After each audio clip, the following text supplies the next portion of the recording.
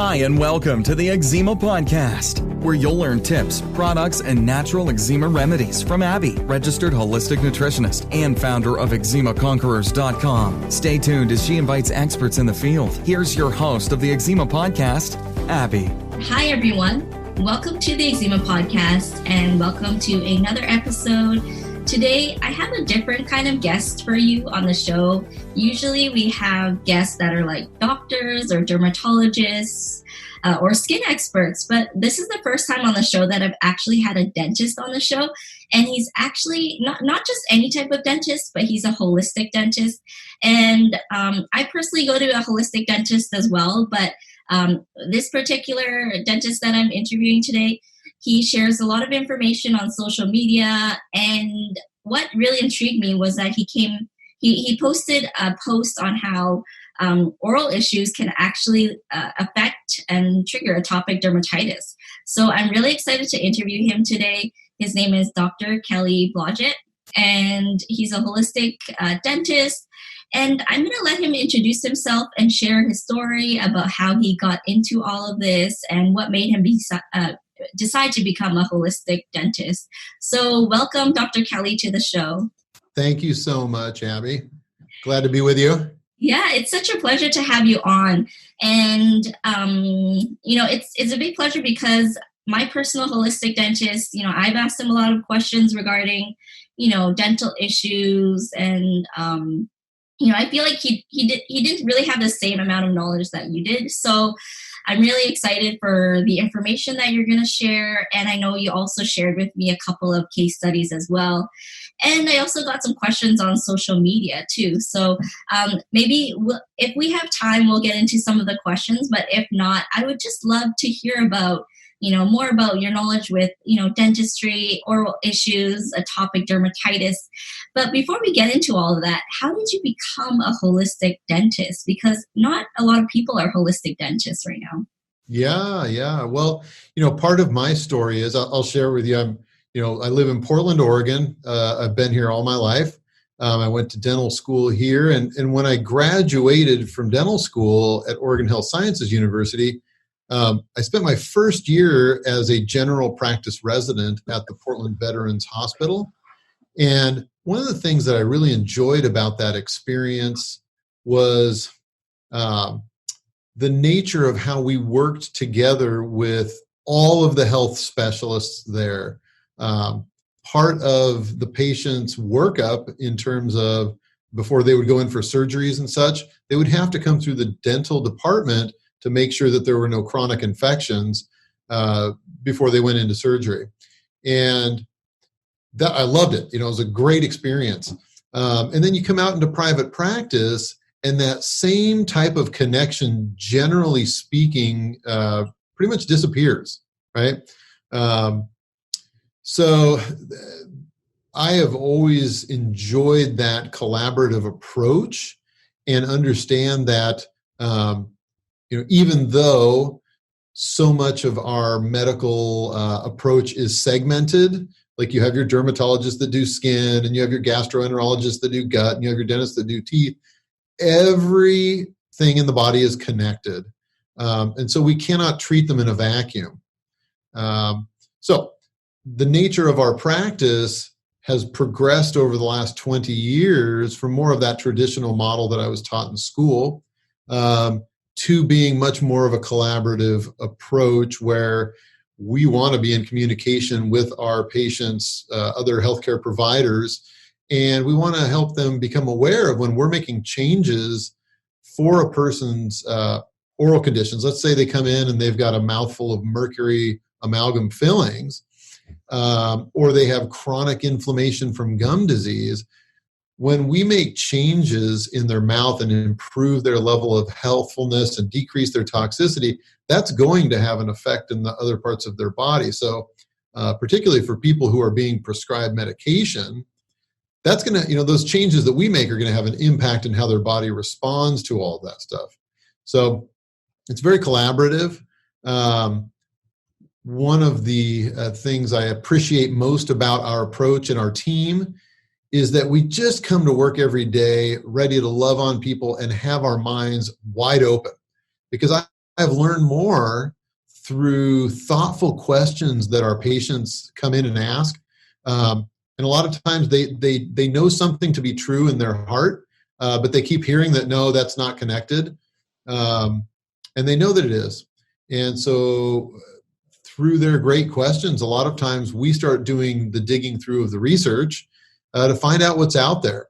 And it turns out, the teeth are connected to the rest of your body. Your gums are connected to the rest of your body.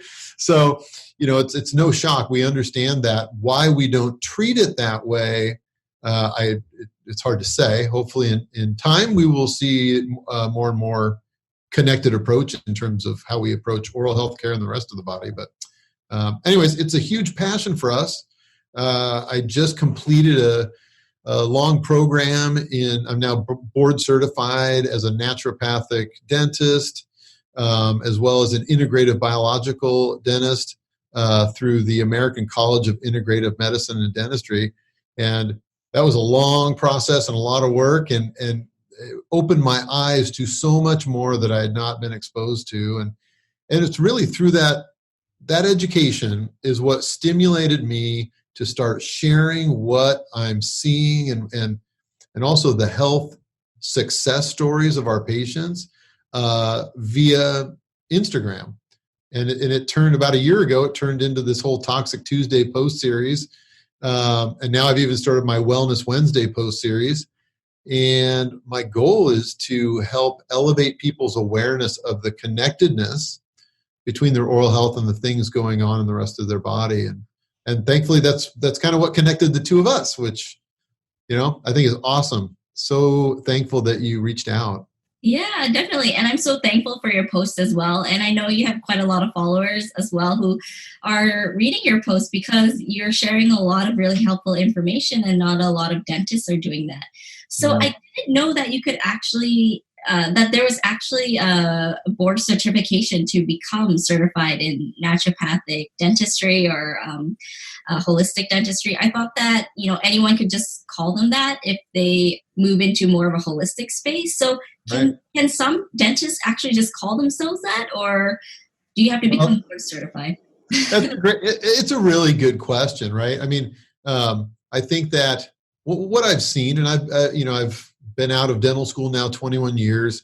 I've seen a number of trends. When I graduated in the late 90s, it was, I'm a cosmetic dentist.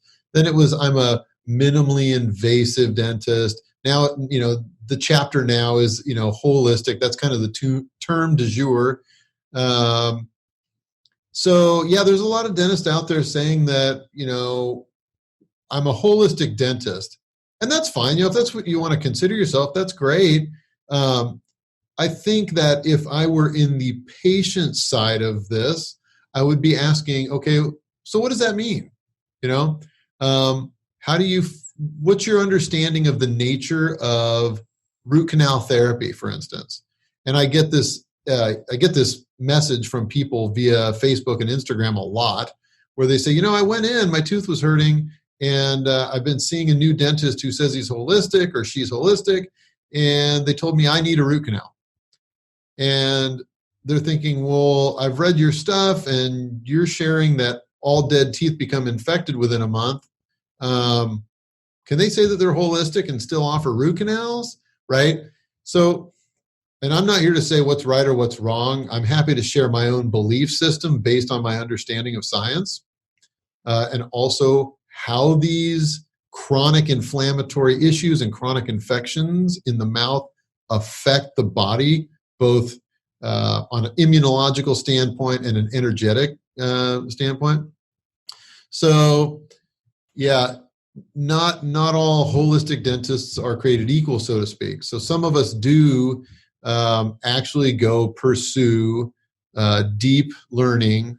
As I mentioned, the American College of Integrative Medicine and Dentistry, from which I just graduated, it's a 1.5 year long program and exposes us as practitioners to incredible levels of health thinking that you would never get in the dental realm, right? We're not taught homeopathic principles in dental school. We're not taught homotoxicological issues, in German bioregulatory medicine thought. And that was all new to me. But such a blessing, right? To really understand the deep levels of connection in the body. Very cool. So, there are other academies that, if a dentist is saying that they practice holistic dentistry, hopefully you would see that they are members of, for instance, the IAOMT, the International Academy of Oral Medicine and Toxicology, right? They tend to focus on issues like mercury toxicity and how mercury affects your body, fluoride exposure, things of that nature. There's another group that's more of a biological dental group. And so, a dentist who's claiming to be holistic, hopefully they're involved in those groups. It's just, again, as a patient, ask questions and know that every question you have is an excellent one. You cannot ask too many good questions. I totally agree with that. And I feel like even though the holistic dentist clinic that I see, it was opened by the father who owned it, but I felt like even though his son is like starting to take over, I feel like he's not as holistic, but they can still call themselves like a holistic clinic. So that's very, very interesting. Yeah. And I will say, just for the sake of clarification, if you were branding yourself that way, and pardon me 1 second. Sorry, I didn't know you. It's okay. We got a working day today. We got stuff going on around here. If you're branding yourself that way, and an issue came up around that marketing terminology as it relates to your dental board, that's not something that you would be able to defend very well, because technically there's no specialty in dentistry called holistic dentistry.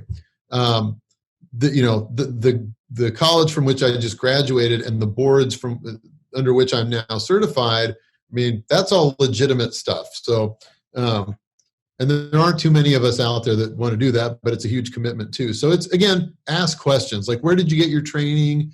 If you're a holistic dentist, what's that mean to you? How would that be relevant to me as a patient? So out of your graduating class, how many would you say that there were that graduated? Well, so in this integrative medical dental college, there are only 12 members in our class. Wow, that's right? Only 12. Yeah, and there were maybe 3 from California. My hygienist and I both attended. And we were the only people from the Pacific Northwest. Wow. It was just quite if you did a shotgun approach across the United States, that's kind of what the scatter pattern looked like. But yeah, absolutely wonderful experience. So that's very interesting. So, okay, if we were to take like holistic dentists who understand, how dental issues can affect atopic dermatitis, how many dentists do you think would actually understand these days? Very few, simply because that's not in the purview of our traditional training. Yeah.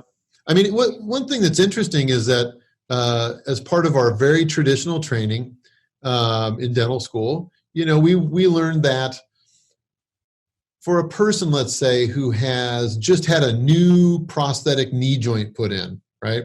Or let's say they have a heart murmur of a certain type. Well, you have to give them antibiotics prior to their teeth cleaning so that we don't introduce bacteria from their gums in even a relatively healthful state that might cause bacteria adhering itself to the heart valve or to the knee joint, right? So we totally get trained that, hey, the blood's going to carry these bacteria to all these distant areas. But yet, if it comes to atopic dermatitis, oh no, well, I don't know if that, how could that work? Well, those bacteria getting into your body, which the profession at large would agree that happens, why would it not be true that your immune system is going to have a response to that, right? They're foreign invaders, whether it's bacteria, parasites, exposure to toxic materials. All of those things play a part and your body will respond to them if they get inside, right? Yeah. So in terms of like how many dentists are aware of that, very few. Yeah, that's what I thought as well. So I want to get into the meat of the podcast, which is basically how can dental issues affect eczema and also trigger atopic dermatitis? How does the whole cycle work? Just so that I'm, being forthright with everybody, I'm not a dermatologist. I'm not an immunologist, but I have fairly deep training in the connectedness of the body. So, and this is a great transition here, because it's kind of what I was just getting into talking about. Our mouths, and for that matter, our entire gastrointestinal tract, which starts with the mouth, is teeming with bacteria, right? And it should be. We want bacteria in our small intestines and our large intestines, and it's just part of who we are and how our bodies function to have bacteria. However, the mouth is an area where, for a lot of different reasons, we will see toxic exposure, whether that be bacterial. Let's say somebody has a state of inflammatory gum disease, right? So their health is out of balance in their mouth. And that may even stem from something going on with their general gut health, let's say, right? Or maybe they have a horrible smoking habit or something of this nature. The bacteria from the gums that are underneath that gum area, every time you chew, get introduced into your lymphatics and into your bloodstream, right?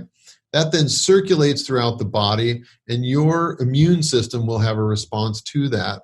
So let's take an example of something else that, let's say it's like a food issue, right? There's something that you eat. Maybe you've got some chronic leaky gut issues. Your immune system sees that as it's getting through the gut lining, and you start having dermatological skin response to it, right? Or it might be, and I've seen this a few times, a patient who recently got an implant, a dental implant to replace a tooth, and within a month, suddenly they have atopic dermatitis. And of course, when something, and their implant feels perfectly fine, right? And the body will even attach itself to that implant, and you'll have no awareness that the implant that you just put in, we call it a titanium implant, but all titanium implants are alloys and will have other metals in the alloy. Frequently, nickel is the most sensitizing in that list. So all of a sudden, you've got this issue going on your leg. Of course, you don't think to call your dentist, you go see your dermatologist. And the dermatologist won't ask you, did you just have something done in your mouth, because it doesn't cross their mind, right? But we create immunological responses to all sorts of things. In my own health, like I simply can't eat gluten. If I eat gluten, I get a skin reaction to it. It's been that way since I was in my mid-teens. So I just don't eat gluten, right? So what exactly would cause atopic dermatitis for any individual? Hard to say, right? Depends on the functioning of your immune system. But we all have an immune system, right? These immunoglobulins have a function, and it's to recognize when something's in the system that shouldn't be there. How that gets expressed, it's going to usually be some sort of inflammatory response. Could be dermatitis. It could be, gosh, that's so strange. My knees or my shoulders, my joints, right? You get that sort of an inflammatory response. Can be any of those sorts of things, but it's just a function of your normal body. What's not normal is to have biofilms that are out of control in our mouth, or to have, it's not normal to go shoving mercury, tin, copper, and silver in teeth and call it healthy, right? Or if we look at, let's look at traditional dental crowns. When I was in school, the quote unquote porcelain fused to metal crown, which has some gold, but mostly palladium and silver and other, ionizing metals that you really don't want in your mouth. those are all foreign, right? Titanium implants, foreign. Even some of the composite materials that we use, these resins, right? If it's BPA containing, your body's not going to like absorbing that either. So I guess one of the things that I would share about which I'm so passionate, and this is why it's so important to work with oral healthcare providers who truly want to see you obtain health and maintain health, especially for our children, right? Because if they never have a dental drill put into a tooth, your ability to maintain health over time is going to be very predictable. The second we start cutting into teeth, that clock starts ticking for what's the next thing that's going to go wrong, right? Because it's anything we put in man-made is not going to be perfect. Mm-hmm. Yeah, I definitely agree with that. There's definitely a lot of issues that can happen. So, I had read a study before, and I'm sure there are other ones out there, but I did see a study that says tooth decay is more common in people with eczema. I think this study referred to children mainly. So, what are your thoughts on that? Is it the eczema that's driving the bacteria in the mouth and the tooth decay, or is it the other way around? The tooth decay and the bacteria is causing those issues with the atopic dermatitis? Yeah, I mean, I would have to do some research to get really detailed information on that. But in terms of a general health understanding, I would say that absolutely number one, all health starts in the gut, right? If our guts are not living well, and I think for a lot of people, especially in our Western society, where you go to a grocery store and like 70 or 80% of it's processed stuff in packages, we were not designed to process that. And I think we've done a wonderful job. And I don't mean that literally. I mean a horrible job of creating a food chain for people that is toxic. And I'm the first to admit, I grew up, I would drink sodas and processed foods, and in my case was eating gluten, even though I had skin symptoms, right? And I finally came to understand I had to get my gut health right. If I'm doing that well, the rest of the body, including the teeth and the skin, also resemble a state of health. We were talking about Dr. Stephen Lin's book, The Dental Diet, earlier, and he does a wonderful job of explaining how important the gut health is to the health of every other part of the body. So I think that the gut health has a lot to do with it. I hope you enjoyed today's episode. My guest today shared a lot of great information, and I hope that it helps you see how your oral microbiome is so connected to the rest of your body, including your skin health as well. Stay tuned for part 2 of this interview, where Dr. Kelly will share even more information about how oral health and other parts of your mouth and dental issues can affect your skin, and also what you can do about it as well. Take care and have a great day. Thanks for listening to the Eczema Podcast, and stay tuned for our next episode. If you like what you just heard, we hope you'll pass it along to your friends. Visit eczemaconquerors.com for more articles and tips. Thanks for listening.